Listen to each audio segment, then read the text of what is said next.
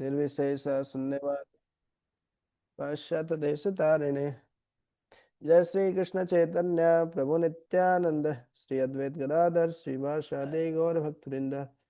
हरे कृष्णा कृष्णा कृष्णा हरे हरे, हरे राम राम राम हरे हरे। हरे कृष्णा। तो हम पढ़ रहे हैं ग्रंथराज श्रीमद् भागवतम और उसका प्रथम स्कंद। कुल 12 स्कंद है और प्रथम स्कंद में कुल 19 अध्याय हैं। तो 19 अध्याय में से अभी हम 16वां अध्याय पढ़ रहे हैं। इसमें कली का आगमन हो चुका है, कली युग आ चुका है और परीक्षित महाराज उसका कैसे स्वागत कर रहे हैं, कैसे प्रतिक्रिया दे रहे हैं, ये इसमें हम पढ़ रहे थे। तो 31 31 नंबर श्लोक से आज पढ़ेंगे। तो जैसे ही कलयुग आया तो सारे अच्छे गुण किस प्रकार से नष्ट हो गए वो हम कल चर्चा किए थे। आज पढ़ते हैं 31 नंबर श्लोक से। यस प्रभु जी।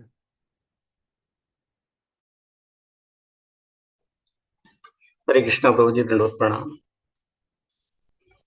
आत्मानं चानुशोचामि भवन्तं चामरोत्तमं देवान् पितृनशीन साधुन सर्वान् वर्णास्तथाश्रमान्। हे देवताओं में श्रेष्ठ, मैं अपने विषय में तथा आपके विषय में और उसी के साथ ही साथ सभी देवताओं, ऋषियों, पितृलोक के निवासियों, भगवत भक्तों तथा वर्णाश्रम धर्म के पालक सभी मनुष्यों के विषय में सोच रही हूँ। तो जो पृथ्वी है गोमाता के रूप में वो बेल को बता रही है अभी। तो धर्म है उनको बता रही है। धर्म जो बेल के रूप में उन्होंने बहुत सारे प्रश्न पूछे थे, आप दुखी क्यों हैं, आपके दुख का कारण क्या है। तो पहले बोलते हैं बोले आप क्यों दुखी है, आपके तो 3 टांग टूटे पड़े हैं आपके एक ही पैर पे खड़े हैं, बोले आप भी। तो फिर वो सब कारण बताए कि किस प्रकार से भगवान के जाने के बाद कलयुग का आगमन होने से सारे है ना जो धर्म के स्तंभ है वो टूट चुके हैं, जो सारे सद्गुण है वो नष्ट हो चुके हैं इस प्रकार से। तो मैं आपके विषय में मतलब धर्म के बारे में और सारे देव देवता और ऋषियों पितरों निवासों, हाँ सभी के विषय में सोच रहे हूँ, इस प्रकार से पृथ्वी बता रही है।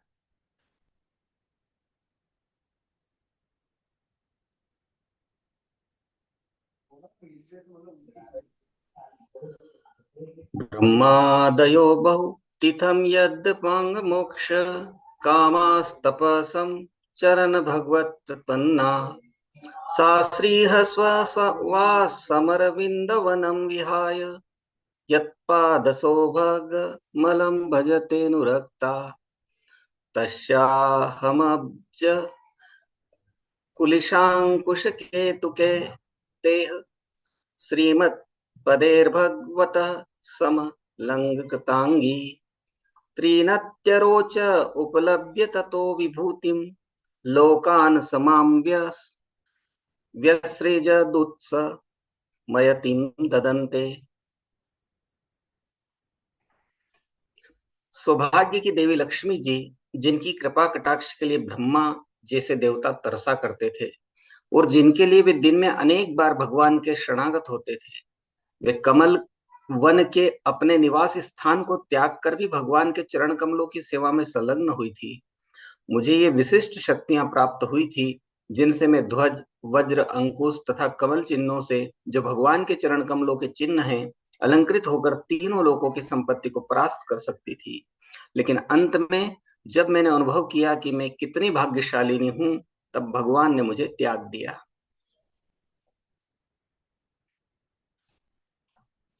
संसार का सौंदर्य तथा ऐश्वर्य भगवान की कृपा से ही बढ़ सकता है, किसी मानवकृत योजना से नहीं।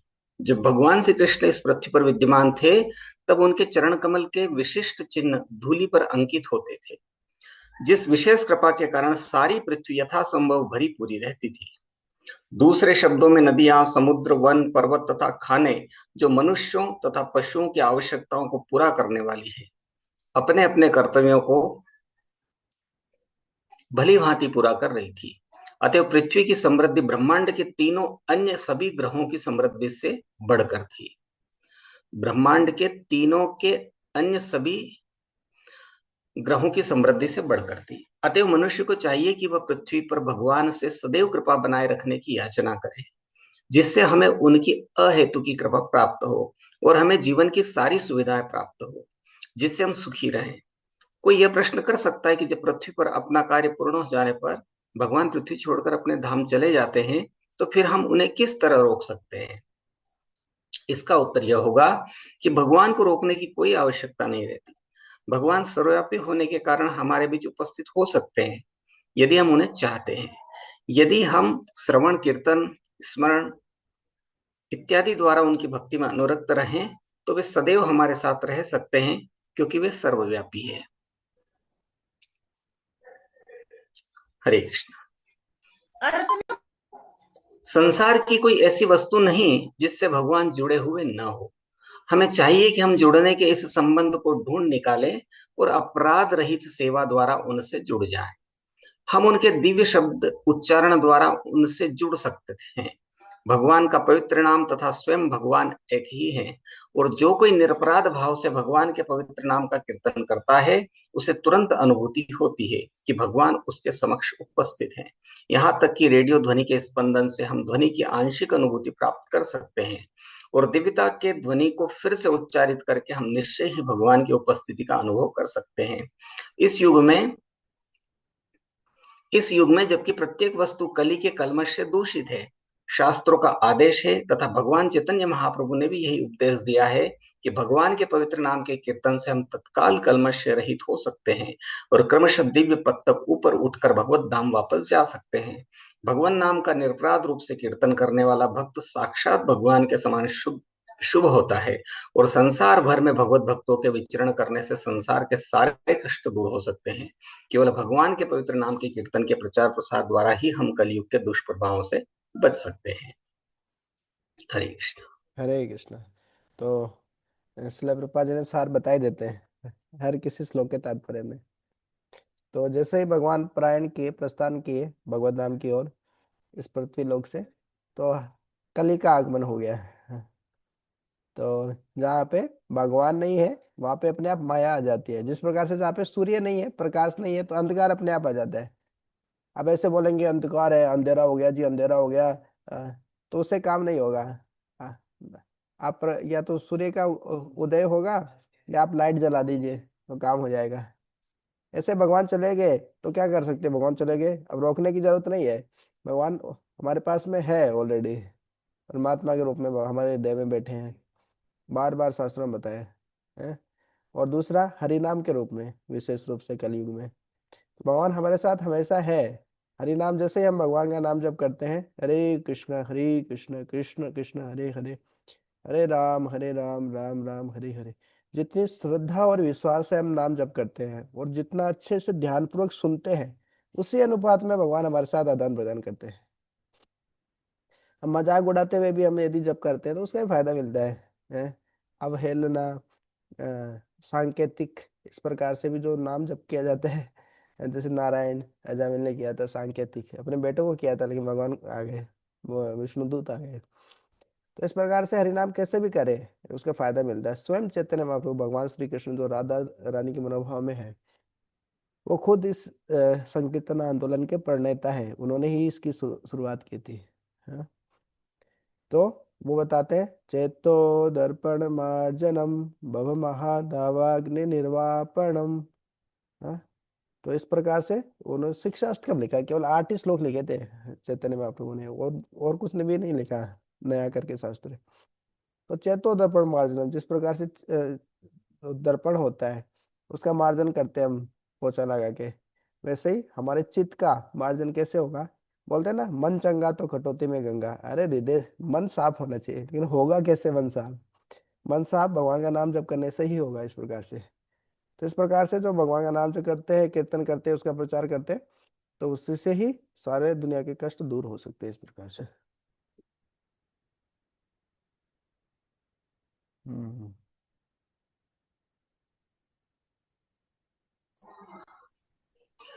यो वै ममाति भरमासुरवंशराज्ञा मक्षोहिणीशत्मपानुददात्मान तंत्र त्वां दूस्तमून पदमात्मनि पौरुषेण सम्पादयन् यदुषु रम रम्यम बिभ्रदंगम।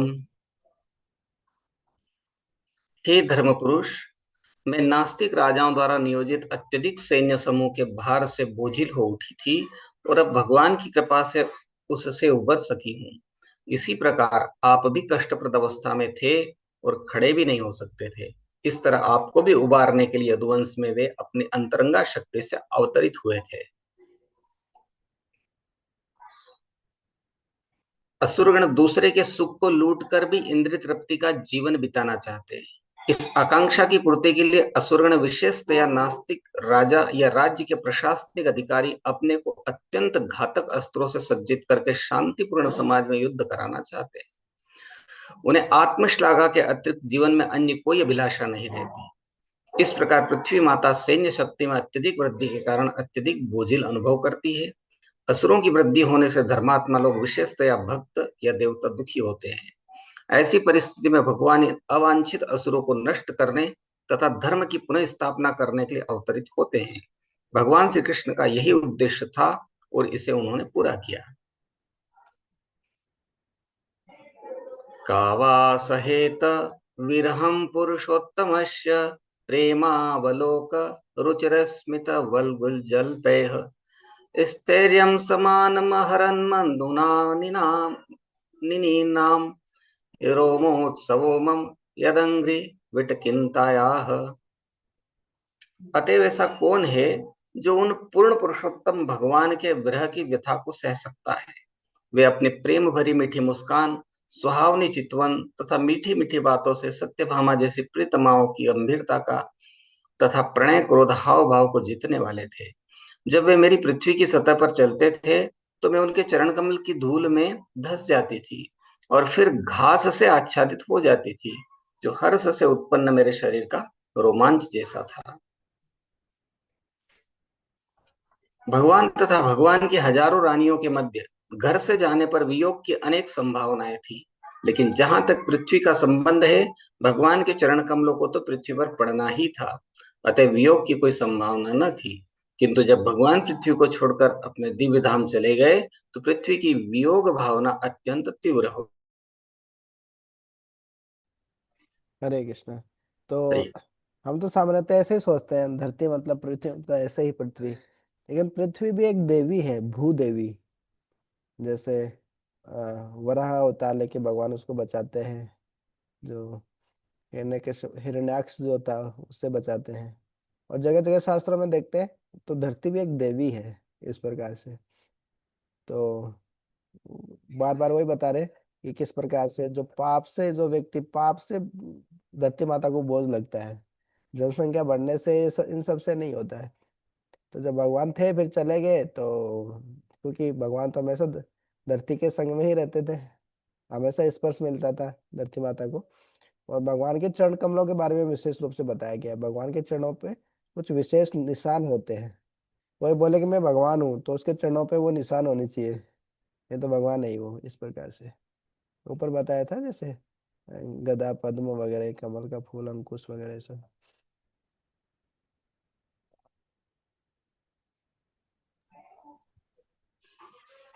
योरेवं कथयतोह पृथिवीधर्मयोस्तदा परिच्छिन्नाम राजर्षिः प्राप्त प्राचीं सरस्वतीम्। जब पृथ्वी तथा धर्म पुरुष इस प्रकार बातों में संलग्न थे तो राजर्षि परीक्षित पूर्व की ओर बहने वाली सरस्वती नदी के तट पर पहुंच गए। इस प्रकार श्रीमद्भागवत के प्रथम स्कंद के अंतर्गत परीक्षित के कलयुग का सत्कार किस तरह किया नामक 16वें अध्याय के भक्ति वेदांत तात्पर्य पूर्ण हुए। हरे कृष्ण। अध्याय 17 कलि को दंड तथा पुरस्कार। सुत उवाच तत्र गोमिथुनं राजा हन्यमान मनाथवत् दंडहस्तं च वृषलं ददर्शे नपलाचनम्। सूत गोस्वामी ने कहा, उस स्थान पर पहुंचकर महाराज परीक्षित ने देखा कि एक नीच जाति का शूद्र राजा का वेश बनाए एक गाय तथा बैल को लठ से पीट रहा था, मानो उनका कोई स्वामी न हो। कलयुग का मुख्य लक्षण यह है कि निम्न जाति के शूद्र अर्थात ब्राह्मण संस्कृति तथा आध्यात्मिक दीक्षा से रहित मनुष्य प्रशासकों या राजाओं का वेश धारण करेंगे और ऐसे अक्षत्रिय शासकों का प्रमुख व्यवसाय होगा। निर्दोष पशुओं को, विशेष रूप से ऐसी गायों तथा बैलों को जान से मारना जो अपने स्वामियों अर्थात प्रामाणिक वेश्यों द्वारा आरक्षित होंगी। भगवत गीता 18.44 में कहा गया है कि वेश्यों का कार्य कृषि, गोरक्षा तथा व्यापार से संबंधित है। कलयुग में पतित वैश्य गायों को कसाई घरों में पहुंचाने में लगे रहते हैं। क्षत्रियों का कार्य राज्य के नागरिकों की रक्षा करना है, जबकि वैश्य गायों तथा बैलों की रक्षा करने तथा उन्हें अन्न तथा दूध उत्पादन में उपयोग करने के लिए होते हैं। गाय दूध देने तथा बैल अन्न उत्पादन करने के लिए होता है, लेकिन कलयुग में शूद्र जाति के लोग प्रशासक पदों पर हैं और माता एवं पिता तुल्य गाय तथा बैल वैश्यों के द्वारा सुरक्षित न होने के कारण शूद्र प्रशासकों द्वारा संचालित कसाई घरों में भेज दिए जाते हैं। हरे हरे कृष्ण। कृष्णा। तो बार बार ये सुनने को मिल रहा है, जैसे भगवत गीता में कृषि गो रक्षा वाणिज्यम, तो गौ माता की रक्षा करना कितना महत्वपूर्ण है, कितना जोर दिया गया है हमारी संस्कृति में। तो गौ माता की महिमा नहीं पता होने से इस प्रकार से, क्योंकि गोपाल, गोलोक, वृंदावन, हर जगह गो है, गोलोक गौ माता है। तो गौ माता बहुत प्रिय है भगवान को। बेल हमारे पिता है, क्योंकि वो खेत में जुताई करते हो तो उससे अन्न उत्पन्न होता है। अभी उसकी जगह ट्रैक्टर आ गया है, वो बात अलग है। लेकिन ये जो गाय और बैल है, ये क्योंकि भगवान ने बोला है, मतलब कोई संदेह नहीं, कोई शंका नहीं, इनका वध बिल्कुल नहीं होना चाहिए, उनकी रक्षा होनी चाहिए, और उनका दूध बहुत महत्वपूर्ण है, और ये मानव समाज के लिए बहुत हितकारी है। और हम देखते हैं भी, जैसे गौ माता का जो मूत्र है, इवन जो गोबर है, वो भी कितना गुणकारी है। मतलब आयुर्वेद में कितना रिसर्च हो रहा है, कितना कुछ हो रहा है? तो वही चीज भैंस भी खाती है, वही चीज गाय भी खाती है, लेकिन उसका वेस्टेज मतलब बेकार माना गया है। गौ माता का गोमूत्र और गोबर भी कितना शुद्ध माना गया है। गो दूध, दुग्ध की तो बात ही क्या करें इस प्रकार से। तो भगवान को प्रिय है, मतलब उसमें आयुर्वेदिक कुछ हो या नहीं हो वो सेकेंडरी है। भगवान को प्रिय मतलब वैष्णव उसको पूजा करेंगे, उसकी रक्षा करेंगे, उसमें कोई औषधीय गुण हो या नहीं हो। ऐसा नहीं कि औषधीय गुण होंगे तो ये रक्षा करेंगे उसकी। अब तुलसी है, तो बहुत सारे आयुर्वेद को पालने करने वाले हो रहे, बहुत औषधीय गुण है इसमें, ये है वो है। औषधीय गुण हो या नहीं हो, क्योंकि भगवान को प्रिय है तुलसी, इसलिए भक्तों को बहुत प्रिय है, उसको बहुत प्रणाम करते हैं, आदर करते हैं, पूजा करते हैं। उसको अपने हेल्थ के लिए नहीं लगाते हैं। तो ये और भी ऊंचा स्तर है। हाँ, हेल्थ के लिए डॉक्टर बोले इस प्रकार से वो लगा सकते हैं आयुर्वेद में, लेकिन फिर भी सबसे ऊंचा स्तर ही है। भगवान को प्रिय है, भगवान ने बोला मतलब वो करना है, ये भक्त का काम है। भले ही वो बोले पीपल की पूजा क्यों करना, बोले 24 घंटे ऑक्सीजन देती है। अब वो भगवान बोले अश्वत्थम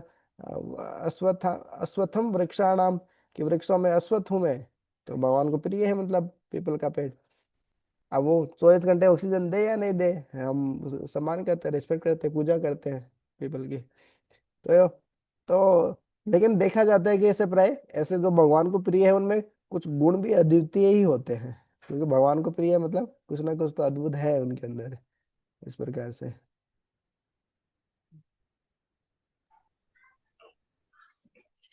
शमृणालधवलम् मेहन्तमेव बिभ्यतम् वेपमानं पदेकेन सिदन्तं शुभ्रताडितम्।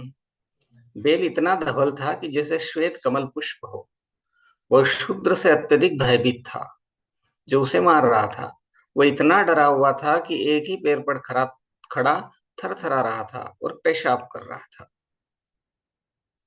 कलयुग का दूसरा लक्षण यह है कि धर्म के नियम जो श्वेत कमल के समान निष्कलुष तथा श्वेत हैं, उन पर इस युग के असंस्कृत शूद्रजनों का आक्रमण होगा।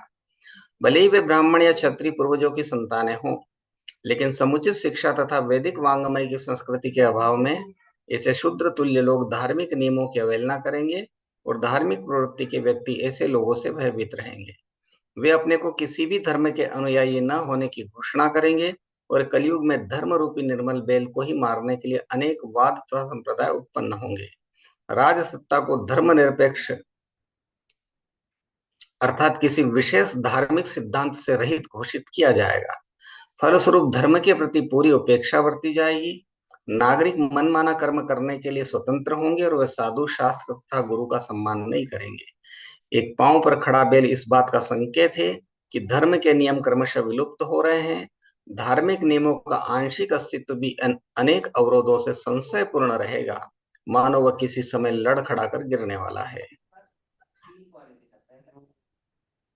ये तो प्राय देखा ही जाता है, मतलब कि बेचारे जो थोड़े धार्मिक प्रवृत्ति के होते हैं, पुण्यवान लोग होते हैं, वो सरवाइव ही नहीं कर पाते। बाहर जाते हैं, कहीं हॉस्टल में रहना है, कोई अच्छा बच्चा है, कहीं कॉलेज में पढ़ाई करनी है, बाहर कुछ कंपनी में काम करना है, तो बाकी लोग मतलब उसका शोषण करना चाहते हैं, वो उसकी फायदा उठाते हैं, उसकी जो सरलता है उसका फायदा उठाते हैं इस प्रकार से। हाँ, तो ये कलयुग का लक्षण है। सरल व्यक्ति को जीने नहीं देते लोग, अ, धार्मिक व्यक्ति को। हाँ, तो इस प्रकार से जैसे एक एक एक पे पग पे खड़ा है, फिर भी वो आ गया मारने के लिए। है, वो थरथरा रहा है बेचारा, धर्म जो है बेल के रूप में, और जो पृथ्वी है गोमाता के रूप में। तो बेल खड़ा खड़ा कांप रहा है बेचारा, और पेशाब कर रहा है, मूत्र विसर्जित कर रहा है इस प्रकार से। तो इस प्रकार से बताना चाह रहे हैं इसके माध्यम से कि किस प्रकार से कलयुग में किस प्रकार से पतन हो जाता है। अच्छा व्यक्ति बहुत संघर्ष करता है, वो कि उसके दोस्त भी नहीं बनते। सब लोग जैसे कॉलेज में देखते हैं, जैसे कोई भक्त बन जाता है तो देखते हैं यार, ये भी बेकार आदमी, ये भी बेकार आदमी, किसी से तो बनती नहीं है, इससे के साथ क्या बातें करे, उल्टी सीधी बात करेगा ये। तो बिल्कुल अलग अलग सा हो जाता है वो। तो सामान्यतः बोला जाता है कि बाहर वालों के साथ बाहर वालों की तरह ही रहो, आराम से मिलजुल के रहो। नहीं तो क्या है, तो भक्त बिल्कुल ही अलग हो जाते हैं उनसे, क्योंकि उनकी चेतना और उनकी भक्ति चेतना में बिल्कुल दिन रात का अंतर है, कोई मैचिंग ही नहीं होती मतलब।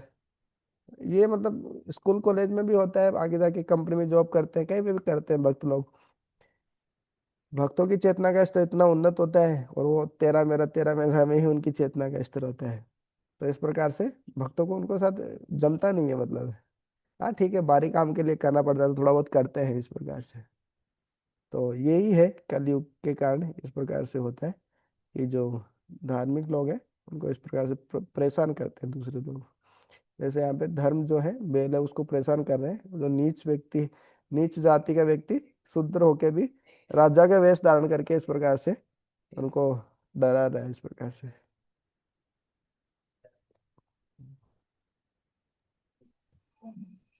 गाम च धर्म दुधाम दीनाम भ्रंशम शूद्र पदाहताम विवत्सामाश्रुवदनाम क्षामाम यव समिच्छतिम। यद्यपि गाय उपयोगी है क्योंकि उससे धर्म प्राप्त किया जा सकता है, किंतु अब वह दीन तथा बछड़े से रहित हो गई थी। उसके पांवों पर शुद्ध प्रहार कर रहा था। उसकी आंखों में आंसू थे और वह अत्यंत दुखी तथा कमजोर थी। वह खेत की थोड़ी सी घास के लिए लालायित थी। कली का अगला लक्षण है गाय की दुखी अवस्था। गाय दुहने का अर्थ है द्रव रूप में धन प्राप्त करना। बड़े बड़े ऋषि मुनि केवल दुग्धाहार करते थे। श्रील सुखदेव गोस्वामी गृहस्थ के यहाँ तब जाते जब वह गाय दूहता होता, और वे अपने निर्वाह भर के लिए उससे थोड़ा दूध लेते। यहाँ तक कि 50 वर्ष पहले तक लोग साधु को एक गिलास दूध दिए बिना नहीं रहते थे। प्रत्येक गृहस्थ जल की तरह दूध देता था। सनातन धर्मी वैदिक नियमों का अनुयायी रहने के लिए यह प्रत्येक गृहस्थ का धर्म है कि वह न केवल दूध प्राप्त करने के लिए अपितु धार्मिक नियमों को पालन को प्राप्त करने के लिए गाय तथा बेल रखे। सनातनी लोग धार्मिक नियमों के आधार पर गाय की पूजा करते हैं और ब्राह्मणों का सम्मान करते हैं। यज्ञ की अग्नि के लिए गोदुग्ध की आवश्यकता होती है, और यज्ञ करने से गृहस्थ सुखी रहता है। गाय का बछड़ा देखने में सुंदर होता है और गाय को तुष्टि प्रदान करता है, जिससे वह अधिकाधिक दूध देती है। किंतु कलयुग में बछड़े को गाय से उन कारणों से जल्दी विलग कर दिया जाता है, जिसका उल्लेख श्रीमद् भागवत के इन पृष्ठों में नहीं किया जा सकता। गाय अपनी आंखों में आंसू भरकर खड़ी रहती है और शूद्र ग्वाला कृत्रिम रीति से गाय को दूह लेता है, और जब गाय दूध देना बंद कर देती है तो उसे काटे जाने के लिए भेज दिया जाता है। आधुनिक समाज में फैले हुए सभी कष्टों के लिए ये अत्यंत जघन्य कृत्य ही उत्तरदायी है। लोगों को यही पता नहीं चल पाता कि आर्थिक विकास के नाम पर वे क्या कर रहे हैं। कलयुग का प्रभाव उन्हें अज्ञान के अंधकार में रखेगा। शांति तथा संपन्नता के समस्त प्रयासों के बावजूद उन्हें चाहिए कि वे गायों तथा बैलों को सभी प्रकार से सुखी रखें। मूर्ख लोग यह नहीं जानते कि गायों तथा बैलों को सुखी रहकर स्वयं सुखी कैसे बना जाए। लेकिन यह तो प्रकृति के नियम के अनुसार हकीकत है। इसके लिए हमें श्रीमद् भागवत को प्रमाण मानना चाहिए और मानवता के पूर्ण सुख के लिए नियमों को अपनाना चाहिए। पप्रच्छ रथमारूढ़ कार्तस्वर परिच्छदम् मेघ गंभीरया वाचा समारोपित कारमुक। धनुष बाण से सज्जित तथा स्वर्ण जटित रथ पर आसीन महाराज परीक्षित उससे शुद्र से मेघ के समान गर्जना करने वाली गंभीर वाणी से बोले, दुष्टों को दंडित करने के लिए हथियारों से लेस राजसी प्राधिकार से संपन्न महाराज परीक्षित जैसा शासक या राजा ही कलयुग के एजन्य को ललकार सकता है। तभी इस अधम युग का सामना कर पाना संभव हो पाएगा। ऐसे सशक्त प्रशासनाधिकारी के अभाव में सदैव शांति भंग होती रहती है। चुने हुए दिखावटी प्रशासक अधम जनता के प्रतिनिधि के रूप में कभी भी महाराज परीक्षित जैसे बलवान राजा की समता नहीं कर सकते। राजवेश अथवा राजसी शैली का कोई अर्थ नहीं होता। मनुष्य के कार्य ही हैं जिनकी गिनती होती है।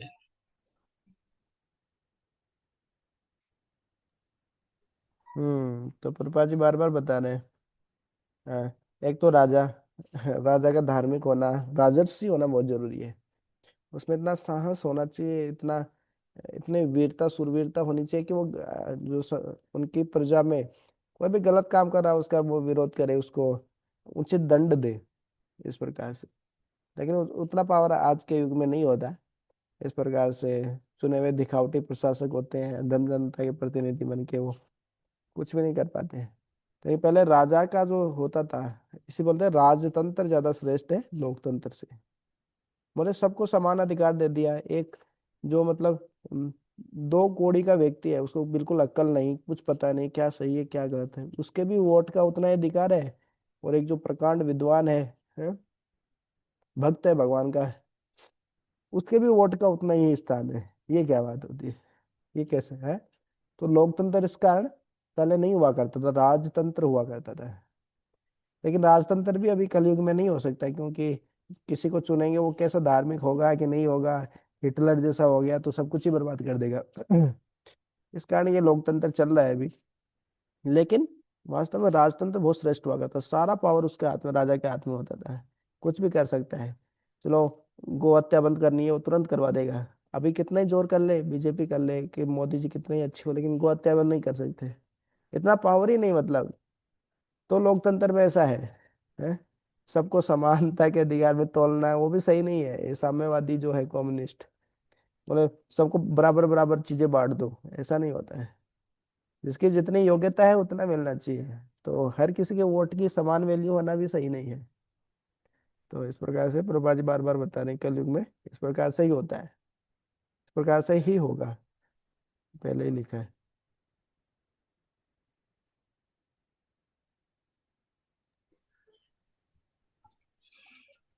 त्वं मच्छरणे लोके बलाद्धंश बलान् बली नरदेवो असि वेषेण नटवत्कर्मणा द्विज। अरे तुम कौन हो? तुम बलवान प्रतीत हो रहे हो, फिर भी तुम उन असहायों को मारने का साहस कर रहे हो जो मेरे संरक्षण में है। वेश से तुम देवतुल्य पुरुष राजा बने हुए हो, किंतु अपने कार्यों से तुम द्विज क्षत्रियों के सिद्धांतों का उल्लंघन कर रहे हो। ब्राह्मण क्षत्रिय तथा वैश्य द्विज कहलाते हैं, क्योंकि इनका पहला जन्म माता पिता के संयोग से होता है और दूसरा जन्म प्रामाणिक आचार्य या गुरु द्वारा आध्यात्मिक दीक्षा से सांस्कृतिक संस्कार के फल स्वरूप होता है। इस तरह क्षत्रिय भी ब्राह्मण के समान द्विज होता है और उसका कर्तव्य यह होता है कि वह असहायों को संरक्षण दे। क्षत्रिय राजा असहायों को संरक्षण प्रदान करने तथा दुष्टों को दंड देने के लिए ईश्वर का प्रतिनिधि माना जाता है।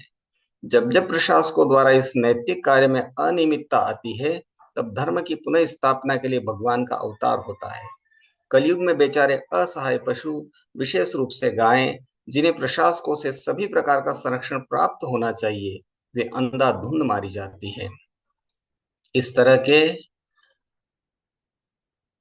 इस तरह के प्रशासक जिनकी नजरों के सामने ये घटनाएं घटती रहती है केवल नाम के ईश्वर प्रतिनिधि हैं। ऐसे सशक्त प्रशासक वेश या पद के बल पर भले ही गरीब जनता के शासक बने रहें, लेकिन वास्तव में वे व्यर्थ के निम्न जाति के द्विजों की सांस्कृतिक संपन्नता के गुणों से विहीन पुरुष है। निम्न जाति के एक जन्मा असंस्कृत व्यक्तियों से न्याय या समता की आशा करना व्यर्थ है। अतएव राज्य के कुशासन के कारण कलयुग में प्रत्येक व्यक्ति दुखी रहता है। आधुनिक मानव समाज द्विज नहीं है, अतएव ऐसी प्रजा द्वारा प्रजा की सरकार जो द्विज नहीं है कलयुग की सरकार होगी, जिसमें हर कोई दुखी होगा। हम्म। तो पहले सभी लोग हुआ करते थे, जैसे यज्ञोपवीत संस्कार है, 16 संस्कार होते थे, उसमें एक होता है यज्ञोपवीत, जो जनेऊ धारण करते हैं, वो सभी धारण करते थे। अभी उसको ब्राह्मण धागा बोलते हैं, ब्राह्मण थ्रेड बोलते हैं, इस प्रकार से बोलते हैं। वो ब्राह्मण थ्रेड नहीं होता, यज्ञोपवीत का धागा होता है। वो ब्राह्मण, क्षत्रिय और वैश्य तीनों ही धारण करते थे उसको।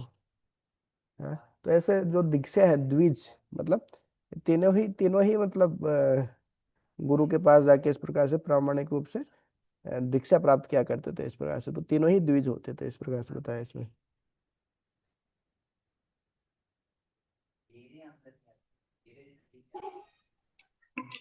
यास्त्वं कृष्णे गते दूरं सह गांडीव धन्वना सोचो अशोचान रहसि प्रहरन वदमर्हसि। अरे धूर्त, क्या तुम इन निर्दोष गायों को मारने का दुस्साहस इसलिए कर रहे हो कि भगवान कृष्ण तथा गांडीवधारी अर्जुन दृष्टि से बाहर हैं? क्योंकि तुम इस निर्दोष को एकांत स्थान में मार रहे हो, अतएव तुम अपराधी हो और वध किए जाने के योग्य हो। जिस सभ्यता में ईश्वर को देश निकाला दे दिया गया हो और जहां अर्जुन जैसा भक्त योद्धा न हो, वहां कलयुग के संगी इस कानून विहीन राज्य का लाभ उठाकर एकांत कसाई घरों में गाय जैसे निर्दोष पशुओं का वध करने की व्यवस्था करते हैं। ऐसे पशु हत्यारे महाराज परीक्षित जैसे पवित्र राजा द्वारा मृत्यु दंड दिए जाने के पात्र हैं। जो अपराधी एकांत स्थान में पशु का वध करता है, वह पवित्र राजा द्वारा उसी तरह मृत्यु दंड पाने का भागी होता है, जिस तरह एकांत में अबोध बालक का वध करने वाला हत्यारा। त्वं वा मृणाल धवलः पादैर्न्यून पदाचरन् वृषरूपेण किं कश्चिद् देवो न परिखेदयन्। तब उन्होंने महाराज परीक्षित ने बेल से पूछा, अरे तुम कौन हो? तुम श्वेत कमल जैसे धवल बेल हो या कोई देवता हो? तुम अपने 3 पैर खो चुके और केवल एक पैर पर चल रहे हो। क्या तुम बेल के रूप में कोई देवता हो जो हमें इस तरह क्लेश पहुंचा रहे हो? कम से कम महाराज परीक्षित के समय तक कोई गाय तथा बेल की दुर्दशा की कल्पना नहीं कर सकता था। अतः ऐसा भयावह दृश्य देखकर महाराज परीक्षित आश्चर्यचकित थे। उन्होंने जानना चाहा कि वह बेल कहीं कोई देवता तो नहीं था, जिसने गाय तथा बेल के भविष्य को सूचित करने के लिए ऐसी दुर्दशा बना रखी हो। न जातु कौरवेन्द्राणाम दोर्दंड परिरंभिते भूतले अनुपतन्त्यस्मिन् विना ते प्राणिनां शुच। कुरुवंश के राजाओं के बाहुबल से सुसज्जित राज्य, सुरक्षित राज्य में आज मैं पहली बार तुम्हें आंखों में आंसू भरे शोक करते हुए देख रहा हूं। आज तक किसी ने पृथ्वी तल पर राजा की उपेक्षा के कारण आंसू नहीं बहाए। मनुष्यों तथा पशुओं के प्राणों की रक्षा सरकार का सबसे पहला और महत्वपूर्ण कर्तव्य है। किसी भी सरकार को ऐसे नियमों में भेदभाव नहीं बरतना चाहिए। इस कलयुग में किसी शुद्ध हृदय वाले व्यक्ति के लिए राज्य द्वारा इस प्रकार की प्राणियों की सुनियोजित कला देखना भयावह है। महाराज परीक्षित बेल की आंखों में अश्रु देखकर शोकाकुल हो रहे थे और उन्हें यह देखकर आश्चर्य हो रहा था कि उनके उत्तम शासन में ऐसी अभूतपूर्व घटना घट रही है। जहां तक जीवन का संबंध है, मनुष्य तथा पशु समान रूप से संरक्षित थे। यही ईश्वर के राज्य की रीति है। मां सौरभेयात्र शुचो वेतु ते वृषलाद भयम मारोदिरंब भद्रम ते खलानाम महिषास्तरी। हे सुरभिपुत्र, अब तुम और शोक न करो। तुम्हें इस अधम जाति के शूद्र से डरने की आवश्यकता नहीं है। तथा हे गोमाता, जब तक मैं शासक या खलों के दमनकर्ता के रूप में हूं, तब तक तुम्हें रोने की आवश्यकता नहीं है। तुम्हारा सभी तरह से कल्याण होगा। बैलों, गायों तथा अन्य समस्त पशुओं की सुरक्षा तभी हो सकती है जब राज्य का शासन महाराज परीक्षित जैसे शासक द्वारा चलाया जाए।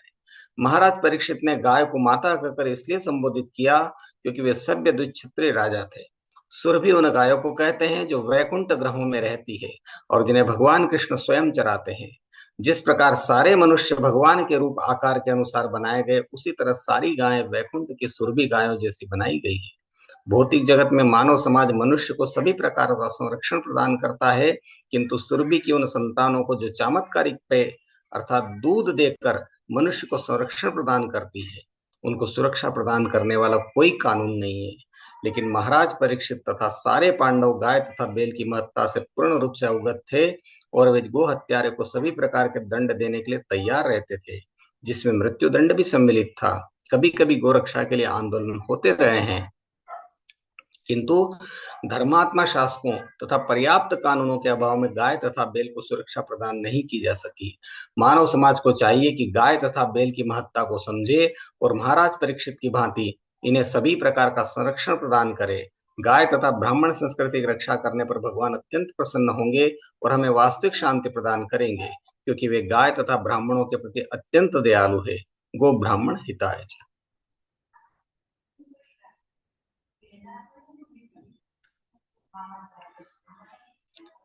यस्य राष्ट्रे प्रजाः सर्वा तृष्यन्ते साध्य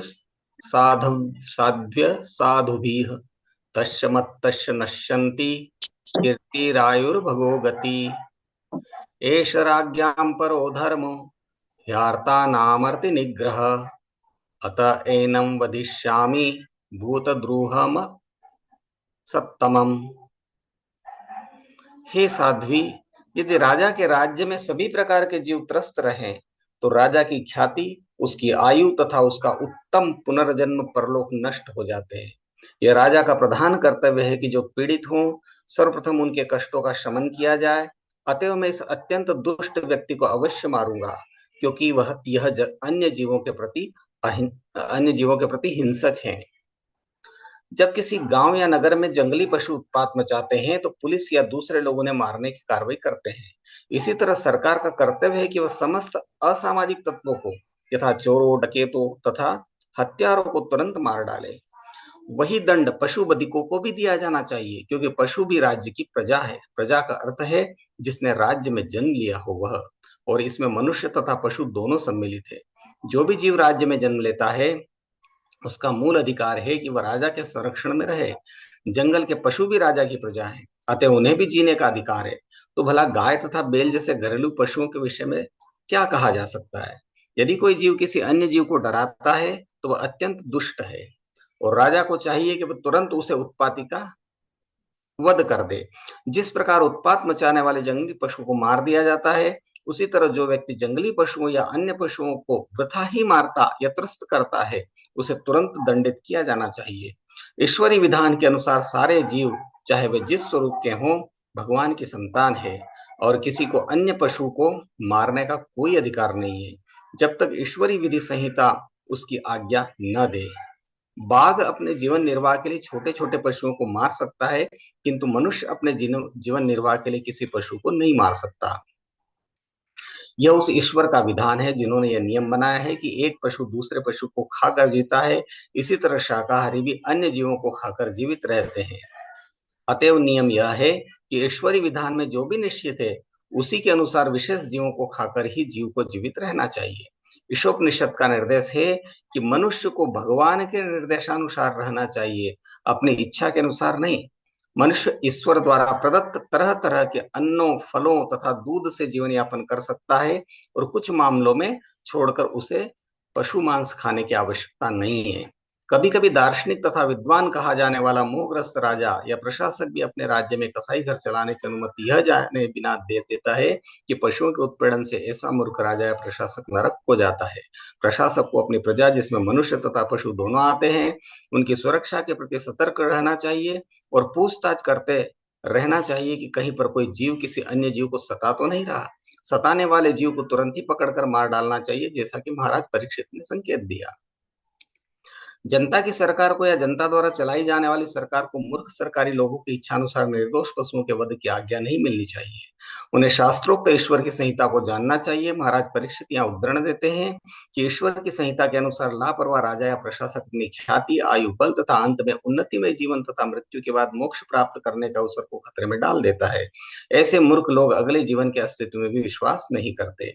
इस श्लोक की टीका करते समय हमारे समक्ष एक महान आधुनिक राजनेता का वक्तव्य है, जिसकी हाल ही में मृत्यु हुई है और जो अपनी अंतिम इच्छा व्यक्त कर गया है, जिससे महाराज परीक्षित द्वारा व्यक्त की गई ईश्वरी संहिता के विषय में उसका अज्ञान प्रकट होता है। यह राजनेता ईश्वरी संहिता से इतना अनजान था कि उसने लिखा है, मैं ऐसे किन्हीं अनुष्ठानों में विश्वास नहीं करता और विधि के रूप में भी उसका पालन करना तो एक प्रकार का छलावा और अपने आप को तथा अन्यों को धोखा देना होगा। इस विषय में मेरी कोई धार्मिक भावना नहीं है।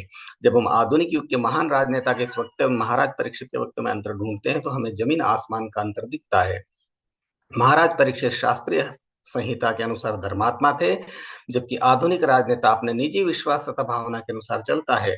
इस संसार का कोई भी महान पुरुष आखिर बद्ध जीव ही है। उसके हाथ पैर भौतिक प्रकृति की रस्सी से बंधे हैं, फिर भी वह अपने मनमाने विचारों द्वारा कर्म करने के लिए अपने को स्वतंत्र समझता है। निष्कर्ष यह निकलता है कि महाराज परीक्षित के काल में लोग सुखी थे और पशुओं को समुचित संरक्षण दिया जाता था, क्योंकि प्रशासक न तो मनमानी करता था, न ईश्वरी नियम से अनजान होता था। मूर्ख श्रद्धाविहीन प्राणी ही ईश्वर के अस्तित्व की उपेक्षा करने का प्रयत्न करते हैं और बहुमूल्य मानव जीवन की बाजी लगाकर अपने आप को धर्मनिरपेक्ष होने का दावा करते रहते हैं। मानव जीवन विशेष रूप से ईश्वर के विधान को जानने के लिए मिलता है, लेकिन मूर्ख प्राणी विशेषतः इस युग में ईश्वर के को यथार्थ रूप में जानने के बदले धार्मिक विश्वास तथा ईश्वर के अस्तित्व के विरुद्ध प्रचार करते हैं, यद्यपि वे जन्म, मृत्यु, जरा तथा व्याधि के लक्षणों द्वारा ईश्वरी नियमों से जकड़े रहते हैं। हरे कृष्णा। हरे कृष्ण। तो शिला प्रभुपाद जी बार बार बता रहे हैं, और जैसा उसमें बताया कि किस प्रकार से कोई प्रजा गलत काम करती है तो उसको राजा को ही भोगना पड़ता है। तो जैसे ही अन्याय हो, गलत काम हो, तो तुरंत सजा देनी चाहिए, दंड देना चाहिए राजा को। उसी प्रकार से हम देखते हैं हर जगह मैनेजमेंट होता है। जैसे मंदिर में मैनेजमेंट होता है। हमारे जो सन्यासी है, महाराज है, बड़े वरिष्ठ भक्त है, वो विरोध नहीं करते शांत है। कोई गलत भी होता है, कैसा भी व्यवहार वाला होता है, लेकिन मैनेजमेंट तुरंत पकड़ लेता है उसको। ये नहीं, ये सब नहीं चलेगा मंदिर में इस प्रकार से। तो ये घर में हो, समाज में हो, कहीं पे भी इस प्रकार से जो कर्तव्य बनता है मैनेजमेंट वालों का, या क्षत्रिय स्वभाव वाले जो लोग होते हैं, या जो वरिष्ठ जो लोग होते हैं, कि इस प्रकार से कोई गलत आचरण नहीं करे इस प्रकार से, नहीं तो सबको उसका दंड भोगना पड़ता है इस प्रकार से। ठीक है, ये समाप्त करते हैं, समय हो गया। ग्रंथराज श्रीमद् भागवतम की जय, श्रील प्रभुपाद की जय, निताई गौर प्रेमानंदे, हरि हरि बोल।